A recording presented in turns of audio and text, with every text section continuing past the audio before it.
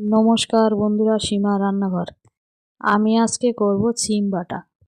সিম নিলাম, সিম কেটে ধুয়ে নিলাম, টমেটো নিলাম, কড়া বসালাম, অল্প করে সর্ষের তেল দিলাম, রসুন দিলাম, পেঁয়াজ দিলাম, জিরে দিলাম, কাঁচা লঙ্কা শুকনো লঙ্কা দিলাম, টমেটো দিলাম, আগে থেকে কেটে রাখা সিম দিলাম, নাড়াচাড়া করে নিলাম, লবণ দিলাম, আরও কিছুক্ষণ নাড়াচাড়া করে নিলাম, নামিয়ে দিলাম।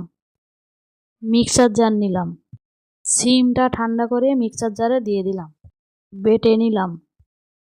সর্ষের তেল দিলাম, কালো জিরে দিলাম, আগে থেকে বেটে রাখা সিম দিয়ে দিলাম, হলুদ দিলাম, চিনি দিলাম, নাড়াচাড়া করে নিলাম, কিছুক্ষণ ভেজে নিলাম, নামিয়ে দিলাম।